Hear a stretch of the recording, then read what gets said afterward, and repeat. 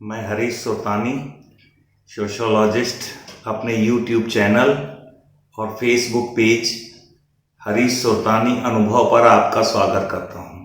नमस्कार। आज का विषय लेते हैं गुरु। इस छोटे से शब्द गुरु में कितना रहस्य छुपा है, इसे समझने का आज प्रयास करते हैं।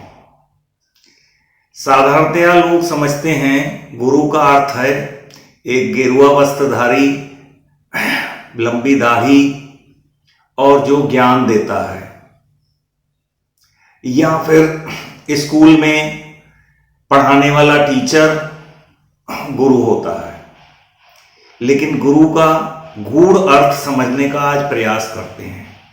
याद रखिए, हिंदू धर्म के दो स्तंभों पर टिका है, आत्मा में विश्वास और दूसरा प्रकृति में विश्वास। इसी को ध्यान में रखते हुए हम इस चर्चा को आगे बढ़ाते हैं। गुरु शब्द दो अक्षरों से मिलकर बना है, गुरु प्लस रू। गुरु, गुर का अर्थ है किसी विशेष स्पेशलिटी, कला का नॉलेज या निपुणता, किसी विशेष आर्ट की जानकारी। रू का अर्थ वह एक जो हमें सिखा सकता है, उस कला को हमें सिखा सकता है। गुरु वह है जो हमें जीवन जीने की कला सिखाते हैं और उससे, ज्ञान से हमें गलत रास्ते पर चलने से बचाते हैं। आज की सामाजिक विडंबना अगर देखें तो बच्चे की प्रथम गुरु मां को माना गया है, लेकिन शायद ही लोग मां को गुरु के रूप में मानते हैं। अब श्री कृष्ण की बात करते हैं। श्री कृष्ण ने गुरु पूर्णिमा के दिन राधा को अपना गुरु माना था। श्री कृष्ण का मानना था कि जो गुरु जीवन में प्रेम का पाठ पढ़ाए वही गुरु सर्वश्रेष्ठ है। गुरु का अर्थ सही मायने में यह हो सकता है कि जिससे हम जिंदगी में कुछ भी बेहतर या सकारात्मक सीखते हैं, वह भी हमारा गुरु ही होता है। फिर वो आध्यात्मिक गुरु हो सकता है, वो व्यवहारिक गुरु हो सकता है, कोई बालक भी हमारा गुरु हो सकता है, कोई स्त्री भी हमारी गुरु हो सकती है, कोई बुजुर्ग भी हमारा गुरु हो सकता है, और सबसे ऊपर प्रकृति भी हमारी गुरु है। ऐसा ध्यान में रखते हुए इस चर्चा को आगे बढ़ाते हैं। महर्षि अवधूत दत्तात्रेय जी से किसी ने पूछा, हे विद्वान, आपने यह ज्ञान कहां से प्राप्त किया? तो उन्होंने बोला कि मैंने 24 गुरुओं के शरण में गया, 24 गुरुओं के यहां आश्रय लिया और उनसे शिक्षा ग्रहण की, और उन्होंने मुझे आत्मा के बारे में ठीक से ज्ञान दिया। तो मेरे 24 गुरु इस प्रकार हैं। नंबर 1, पृथ्वी। पृथ्वी से मैंने सीखा क्षमा और सहनशीलता। पृथ्वी को आप कितना भी कष्ट दो, चारों तरफ देखते हैं खदानें खुद रही हैं, कोई तेल निकाल रहा है, कोई धरती का सीना फाड़ करके सब्जियां फल उगा रहा है, तरह तरह की उससे चीजें उसको कष्ट दे रहा है, लेकिन वो सबको क्षमा करती है और सहनशील बनी रहती है। नंबर 2, वायु।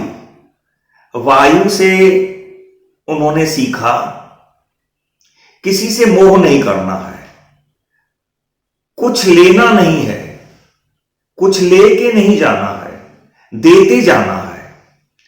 फूलों के ऊपर से वही वायु गुजरती है तो सुगंध देती है, दुर्गंध के ऊपर से वो वायु गुजरती है तो दुर्गंध देती है, पानी के ऊपर से बहती है तो ठंडी फुहार देती है, आग के ऊपर से बहती है तो गर्म फुहार देती है, लेकिन वह किसी से मोह नहीं रखती, वो आगे बढ़ती चली जाती है, कुछ साथ लेके नहीं जाती।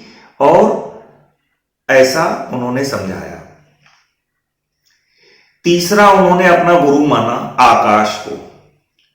आकाश सर्वत्र है, सभी जगह है, सबका है, चारों तरफ जिस भी देश में चले जाइए आपको आकाश नजर आएगा, वो सबका है, किसी भी धर्म जाति का नहीं है।